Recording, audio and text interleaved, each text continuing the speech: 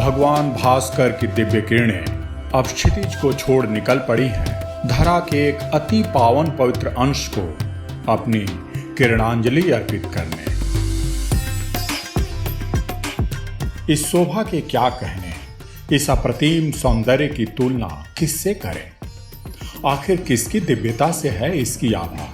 कौन विराजते हैं यहाँ? तो बता दें कि स्वयं शिव विराजते हैं यहाँ, जो सदा सत्य हैं, जो देवाधिदेव हैं, सुंदर और सुंदरतम है।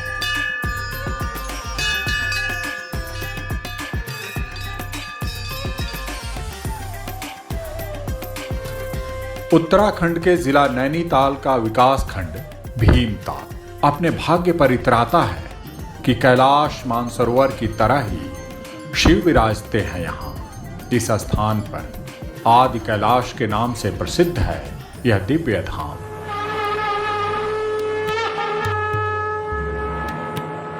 कथा है कि इसी स्थान पर विराजमान होकर भगवान शिव ने संपूर्ण राम रावण युद्ध का अवलोकन किया था और तब से यहीं पर विराज रहे हैं। यूं तो कैलाशपति महाकल्याणकारी शिव के इस दर पर साल भर शिव भक्तों का आना रहता ही है, पर इस तीर्थ की शोभा देखते बनती है शिव को समर्पित विशेष दिनों में। श्रावण में महाशिवरात्रि में महाशिवरात्रि के दिन तो इस स्थान की शोभा दिव्य ही हो जाती है। आज महाशिवरात्रि है। दूर सुदूर गांवों से, शहरों और गलियारों से निकल पड़ी है शिव भक्तों की टोली अपने आराध्य को आस्था के फूल चढ़ाने, मन्नतें मांगने, शिव के आशीष से अपनी झोली भर लेने। इस विहंगम दृश्य को आंखों में भर लीजिए, सहेज कर रख लीजिए। बाबा भोलेनाथ विराजमान हैं दूर ऊपर उस पहाड़ी पर। मीलों का सफर है, घंटों की चढ़ाई है।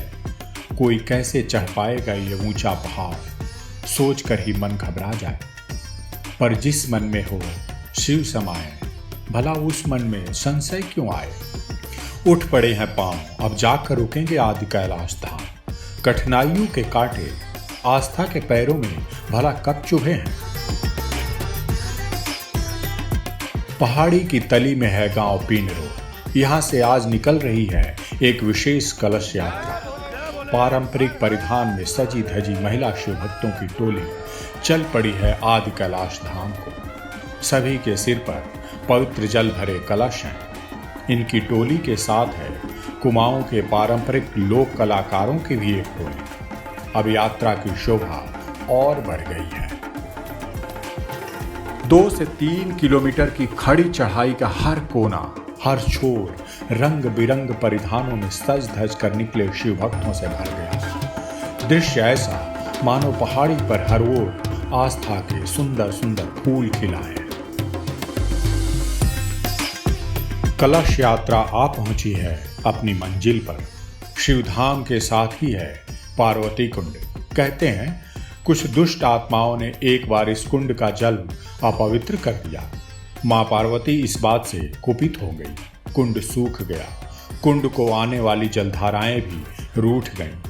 तब से ही इस कुंड को जल निधि अर्पित करने भक्तों की टोली कलश भरकर जल लाती है, यहाँ भेंट करती है, ताकि मां पार्वती इस जल का सेवन कर सकें। हाल ही में इस कुंड का भव्य पुनर्निर्माण कराया गया है।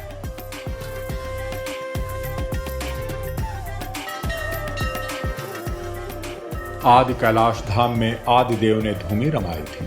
बताते हैं कि तब से ही अनवरत एक धूनी प्रज्वलित है।